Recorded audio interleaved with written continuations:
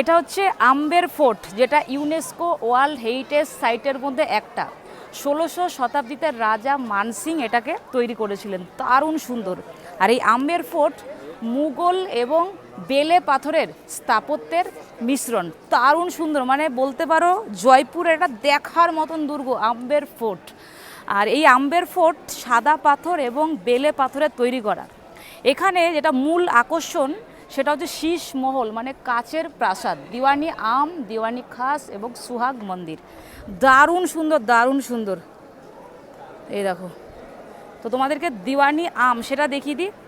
এটা হচ্ছে দিওয়ানি আম, এখানে লেখা রয়েছে দিওয়ানি আম, এখানে সব কিছু লেখা রয়েছে। আচ্ছা এই দিকটা দেখিয়ে দিই,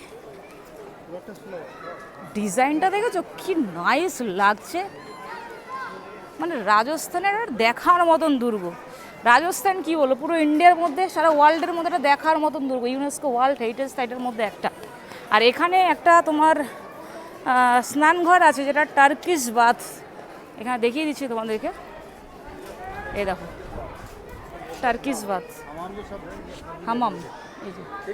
अरबी भाषा के इस शब्द में, ये ऊपर लिखा है अरबी भाषा के इस शब्द में का इस्तेमाल स्नान घर के लिए किया जाता था। তোমাদেরকে দেখিয়ে দিচ্ছি টার্কিশ बात।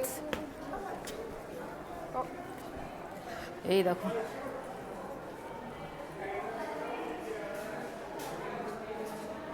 টার্কিশ बात। এখানে আমার একটা লাইট আছে, এটা বোধহয় আয়না ফায়না কিছু ছিল। মানে বাথরুম, এখানে কালারটা দেখো, দরজা। আর এখান থেকে তোমাদেরকে মাতলা লেকের ভিউ সেটা দেখিয়ে দিচ্ছি, দারুণ সুন্দর মাতলা লেকের ভিউ। দাঁড়াও, উপরটা দেখো ডিজাইনগুলো কি সুন্দর, সাদা পাথর।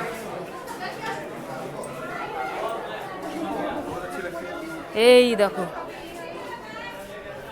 হেভি সুন্দর, হেভি সুন্দর একটা ফোর্ট, ইউনেস্কো ওয়ার্ল্ড হেরিটেজ সাইটের মধ্যে একটা। এখানে আবার বোট রাইডও হয়, যে বোট রাইড করছে, দারুণ সুন্দর।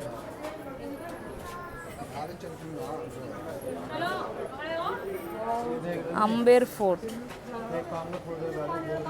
আর উল্টো দিকে আরো একটা ফোর্ট রয়েছে, জয়গড় ফোর্ট।